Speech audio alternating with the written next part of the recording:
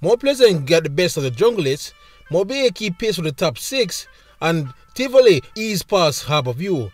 But we start one place and one place only, and that's at Drax Hall, where Vere was singing some Bob Marley. This is Match Week 24 review show. Yeah, people, welcome to the Jamaican, and we're at it again. A good week of football in the local league, and honestly, we're going to start straight away at what's going on at Drax Hall, where Portmore were playing their home game, quote unquote, against Vere United. Now, Portmore is coming into this one looking to get back into that top 2 position, and was probably playing against a Vere team that was going to lack any real thing to fight for. They're already safe from relegation, and they have no chance at making top 6. But Portmore also was boosted by the fact that Siobhan Walsh was back on the bench with this one, and we're hoping to ride the momentum to go ahead and get a victory here, despite not playing at Fronita Park. And unfamiliar settings seem to have troubled them, as Vere were the ones that started the game a bit better, as Portmore took some time to settle in. Vere did their usual good build-up play, but once it reached near the box, they were just forced to take shots from far out, and they were inaccurate. Eventually though, within the 15-28 minutes, Portmore finally settled, and they started to play their football and started to create some numerous chances. So 1-2 between Russell and Alex Marshall gave the left wing back a chance, but was snuffed out by the Vere keeper. Well, after that, Barnett got a good, decent chance, probably one of the chances of the game, where he just simply could not finish it off. The first half basically was just like that, ended with Portmore playing the better of it, and just couldn't get their chances. The second half, though, it was more of the same. Siobhan Walsh came on to team up with Barnett up front, and it caused Portmore to be a lot more dangerous, with some nifty 1-2 passes around Vere box, led to Siobhan Walsh teaming up Barnett once more, but on the volley, he skied the ball.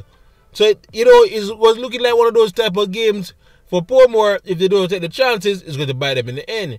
And credit to Vere, they did fight back a bit in the second half. They were doing their usual build-up play, but Bushy Beckford was always a cut figure of frustration up front, and he was always isolated and couldn't get much going. Linda Dix eventually brought on DeAndre Thomas to help him up front, and it did help a bit, but Portmore were clearly the ones that were in ascendancy. Portmore was getting at the Vere attack, and when they were able to get around the keeper, they weren't able to get past the both centre-back pair of Vere who was able to keep the ball off from going in the net. So Portmore was getting very frustrated at this point, and as the clock ticked down, it was looking more and more that 0-0 was going to be happening. But Vere did squeeze out a great chance, a ball from the left-hand side, and it was floated into the box to find Neil all alone in the 80-yard box, and we had nothing else but to score, but he skewed his shot wide and caused Little Dixon to look frustrating on the sidelines. It was a massive chance for Vere, and he probably thinking that was their last chance. Well, football is a funny thing, and despite all the build-up play they've been doing over the recent weeks and not been scoring, Route 1 was the name of the game this time. Straight from a goal kick, the ball floating in the Portmore half was not contested by the Portmore centre-backs, and DeAndre Thomas was able to run onto the ball into the box and rifle a good shot to pass the Portmore keeper. 1-0 in the 98th minute, and surely Portmore will be kicking themselves here. Right after that, the whistle blew, and it was a hot 1-0 for Vere United as they defeated Portmore right here. So let's look at the stats and see how that reflect the game. Yeah, so in this one, just to show Portmore dominance, Portmore had 13 total shots compared to Vere 6. But they were a bit more even on shots on target. Portmore had 2, Vere had 2. 7 corners for Portmore as they tried to squeeze past the line, and Vere had 3 corners in repeat. 4 yellow cards to Vere though, and they were a bit more physical, and no red cards in this game. So yes, Vere are playing the roles of spoilers here, as Portmore were denied a chance to control the top 2 spot after giving up that late goal. Portmore has to pick up themselves, as they have a big match coming up against Arlette Gardens next week. So again, it finishes Portmore 0, Vere United 1. Now to the real occupants of Drax Hall, the defending champion More Pleasant was at home and welcomed Arlette Gardens. A big mouth-watering clash this was going to be, of course, as Arlette was on superb form, but they are on the road this time against a More Pleasant team that's also on some good form. More Pleasant was unable to get a win against Vere in the midweek, but that's with a lot of changes. But all the main players were back in the lineup this time, while Arlette kept the same lineup that destroyed Humble Lion just in the midweek. How did this one go? Well, More Pleasant showed that they are the masters of their own field. They came out swinging, and they were much better in the first half of the game. They were playing some good football, and especially here in Bradford, teed up Bailey, who got a good shot off, but denied by Edwards in the Arnett goal. Yeah, you figured if this was on his left foot, Bailey would have probably got it through, but it was a good try nonetheless. But the main player for Mount Pleasant is Daniel Green, and he has stepped up again, this time for a free kick. A glorious ball has floated into the goal, right over the wall, and you have to give him very props for his execution. Who needs a good build-up play when he can execute free kicks like that? Another goal for Daniel Green, who is on star form since he returned to local football. 1-0.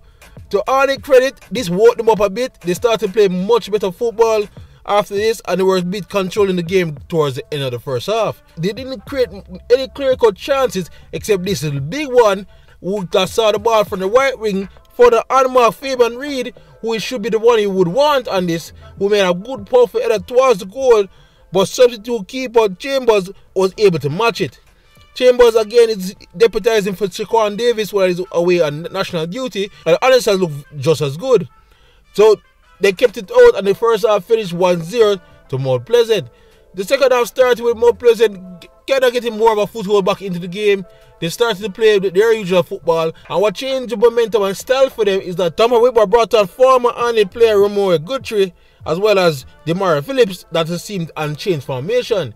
The 4-4-2 he was now utilizing, I was causing to now clog up the wing play of Arnett. So much so that Xavier Gilbert had to draw for Harbour much earlier. The two teams were a bit equal at this point.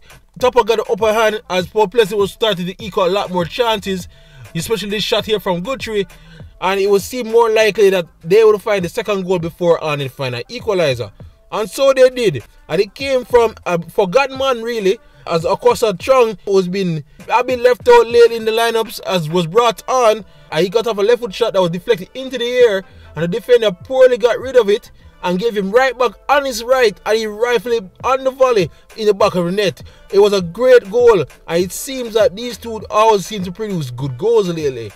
2-0, and he came at the right time as he killed any chance of Arnett coming back in the game in the 98th minute. Big impressive win for the defending champions, an important win and a hard-fought one. Anyway, let's look at the stats for this one. Yeah, so Mount Pleasant to show their dominance had 11 total shots compared to the 2 from Arnett Guns.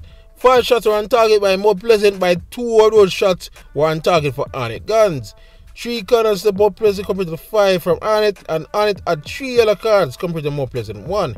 So yeah, Mount Pleasant really deserved the win. I think they clearly were the better team, and I love the switch of tactics Topper Whitmore was able to use in the second half when he brought out Phillips and Guthrie.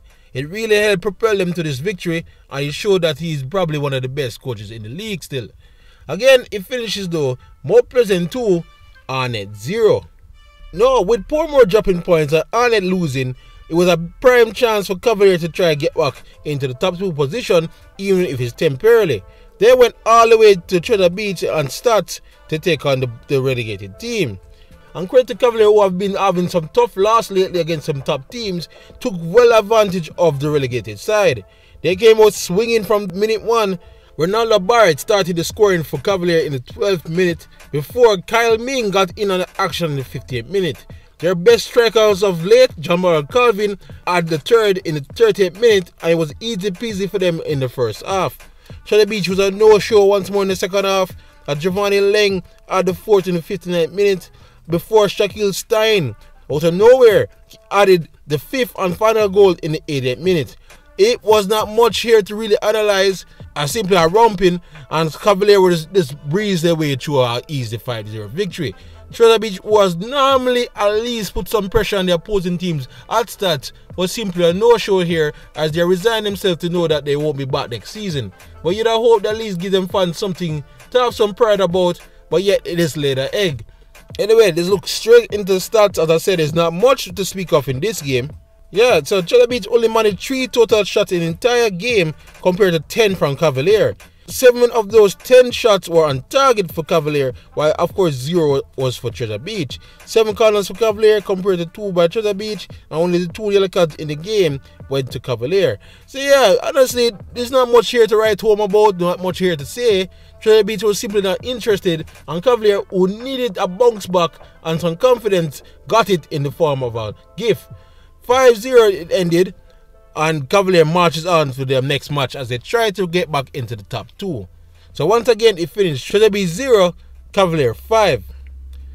Now on to what should be a much more equal and tough game was Waterhouse was playing at Jerusalem Mini Stadium against the visitors Dumbarton. Waterhouse have been trying to lock up that top 6 position for some weeks now, and with Andrew Fletcher in superb form, they'll be looking to close it out here at home against the other team that is on points with them in the top 6 position. Dumbarton, who has not been really playing poorly but is lacking goals, were given a boost when Nicholas Nelson was past fit to return to this one. So how this one went out? Well, honestly, Waterhouse dominated majority, especially in the first half.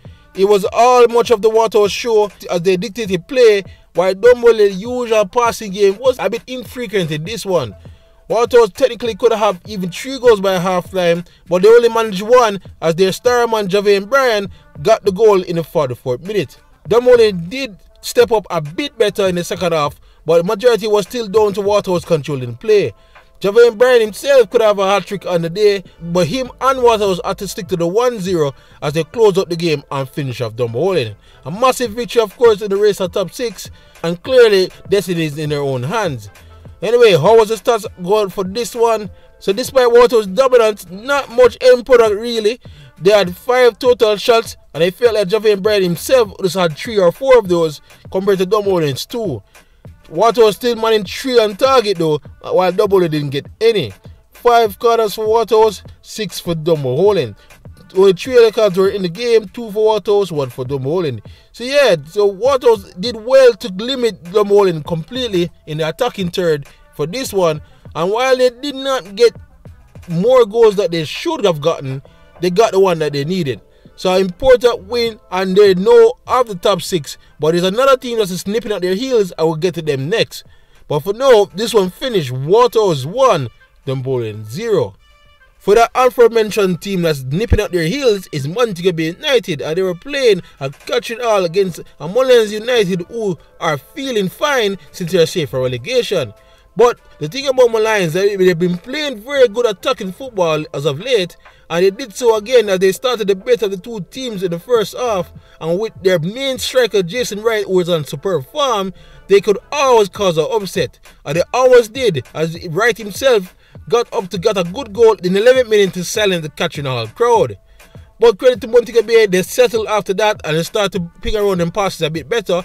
A good bit of play saw the ball cross from one wing to the left before the player brought it back over into the box to find Weatherly on hand to finish off a good sequence and give them the equalizer in the 25th minute.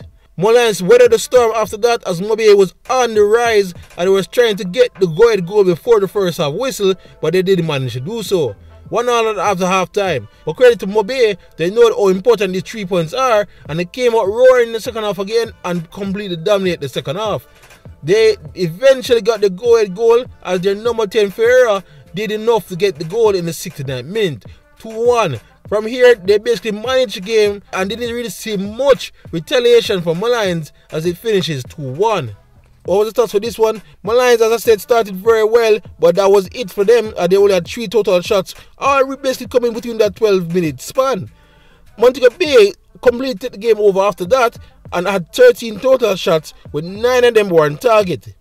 7 corners for Montego Bay compared to the 1 by Mullins. And there was 1 record that came in the game and was awarded to Frankson in the last minute of the game on the Mullins side. So a very important comeback behind victory for Mobay as they keep pace with Waterhouse and leapfrog Dumbarton for the race with top 6 with 2 games to go. While Mullins did what they always do, always a threat and attacking, but always cough up goals on the other side. This is something they would have to fix in the off season, but that's the point. They'll be back next season and they can relax now and enjoy their football the last 2 games. So again, it finished Montego Bay United 2, Mullins United 1. Now we move on to the Monday Nighters, and all happening at Anthony Spalding Complex. Home Lion far from home, but they'll be hosting, will be taking on Lime Hall. Now Lime Hall did exactly what Treasure Beach did the day before, and simply just did not show up in spirit or in effort, and simply laid back and allowed Lion to take the 3 points. It was little to no effort at all for the Lime Hall players, as the real star of the first half, teenager Cleo Clark, was all over them. He got you in the 27th minute where he nicked a ball off the defender, ran in and got a neat finish through the keeper's legs for the first goal. And from there, everything else just came basically easy to him. He was gifted the ball in the penalty box and with a neat left-footed strike, got his second. And then the third was basically just so easy as well. It don't even point mention it here. A hat-trick for Clear Clark was a new exciting young prospect for Humberline going into next season. That along with his brace in the Clarendon Derby now giving a total of 5 on the season. Second half was much more the same. Limal didn't come out of the dressing room and it was all Humberline who had a goal from Clarendon in the 64th minute before scoring again in the 83rd minute, and Anderson wrapped it up in the 88th minute. Again, just like the Trinity Beast match, there's not much analytics needed here, as Humberline could have easily got 10 goals on the night as they missed absolute numerous sitters. So basically, a gift from Limal and an easy victory for Humberline, who should be feeling good with their youngsters going into next season. So what was the suss like for this one? Yeah, man, look at the dominance here. Humberline had 33 total shots. I'm quite sure that must be a record of some kind in a single match compared to Limal 2. 15 of those were on target for Humberline. As I said, they could have easily had 10 on the night compared to 0 from Limal. So, man, absolutely embarrassing from Limal on national TV as well. And I hope that they will have some pride and just put up some fight. You know it was lack of effort when you know that the keeper had to be substituted because he was just lacking effort and care. Again though, it finishes Humberline 6, Limal 0. Alright, to the final game of the night, and it was Tivoli playing at the Anthony Spaulding against Harbour View. Now a massive chance for Tivoli because of the results that happened in the Sunday for them to jump into the last automatic spot for the playoffs. While Harbour View just want to see out basically their 50th year on a good note. The lineup again saw starman Justin Dunn playing the attacking midfield role with Nelson leading the line. It worked last time, so they'll see how it goes this time. While Harbour View again is struggling with their keepers and saw Portmore this time get the chance once more between the sticks. So the game started with both sides basically feeling their way into the game. While Tivoli was revving up, even them never expected such a gift. When Paul received the ball from Stewart and was probably thinking of clearing it or pass it and simply caught in two minds and saw he gifted a neat chip pass to the opposition to Nelson, who I must say took his time and pulled off a good, what you'd call FIFA finish and lobbed the keeper and put it back in the net. 1-0 for Tivoli, which came so easy. After that, it was basically the Tivoli show. From set piece, they got a big chance from their defender that managed to miss the target, and from there, Abbey was non-existent. Tivoli basically his mind out the first half, and while he didn't get the second goal, the goal was a bit comfortable. The second half came, and credit to Harbour View, they made some changes at halftime. Their football was starting to cook some more. They started to dominate possession at this point, and was starting to create more chances. They weren't clear-cut though, and apart from this one where they made a ball into the box that saw Jones had to bail out the keeper, they didn't get much going. Until Stewart got probably the chance of the night. The ball floated from the right side and found the big man in the 6-yard box, and I guess he's more of a defender than a goal scorer, as he did a defensive header really and headed the ball over the bar. It was a big chance for Harbour View, and Tivoli, who basically controlled the majority of the game, would probably sign a sigh of relief, and they almost coughed up a goal out of nowhere. But credit to John Wade after that, he made some changes up front, and Clark along with some other players came in and they started to dominate once more. A lot of the players were coming on the left wing and it started to create some good chances, but their finishing was just lacking. But again, Harbour didn't really threaten much after that, and they simply able to manage the game out for a good 1-0 victory. So what was the stats like for this one? Yeah, so this will show Tivoli dominance, especially in the first half. They had 17 total shots compared to Harbour View's 12, which had majority of those in that second half. 6 were on target for Tivoli compared to 3 by Harbour View. 4 corners for Tivoli compared to 1 by Harbour View. And there was 5 yellow cards in the game, 2 for Tivoli, 3 for Harbour View. Yeah, so a good well-managed game by Tivoli. A team that scored the most goals in the league. I show another side of them to show that when push comes to shove, they can just see out a game and manage it with maturity. While Harbour View, the same old issue they have, they still just lack a good, consistent finisher, and there's something they just have to address in the off-season. But they are safe, so they're just going to use these games against as practice, while Tivoli made a massive step towards securing that automatic spot in the playoff race. So again, it finished Tivoli 1, Harbour 0. Yeah, so that was an exciting round and some important wins, some big wins for some of the top teams. Anyway, how that leaves us in terms of the standings, Mount Pleasant basically showed up at top 2 spot with the 53 points from 24 games. Tivoli is right there though in second place with 48 points from their 24 games. Cavalier is hot on their trail. They have 48 points from their 24 games in third. Portmore is now in fourth with 45 points. Arnett didn't move either. They're in fifth with 45 points. And Waterhouse with a big victory against Dumbo Holding are in 6th with 37 points. They're not far away from Montego Bay just yet, or are in 7th with 37 points. Dumbo Holding has slid all the way to 8th with that disappointing loss and 34 points. Vere is in 9th on 26 points. Humber Line, big win for them, but they are in 10th and with 25 points. Malines is quite cool in 11th with 23 points. And Harbour View are just above the relegation zone at 22 points from 24 games. Of course, they're safe as Treasure Beach is already relegated with 2 rounds to go with 12 points from their 24 matches. And Relive will be forgettable this season as they're only managed 7 points from their 24 games. So yeah man, it all getting down to the nitty gritty at this point. That top 6 race is heating up. That top 2 race is heating up. So we'll really have to look forward to match week 25. We see how it all shakes down. So again, some massive wins as the both relegation sides lost massively. But you know, we hope who comes from tier 2 will give a better fight comes next season. But anyway, that's it here from us here at Jamaican Fan. If you're new here, please like, subscribe and share as we're keeping you on track as going on in the league all the way up to the final in May. But for now, and for anything else in the Jamaican Premier League, you're already at the right place, Jamaican Fan. YouTube, big up on yourself.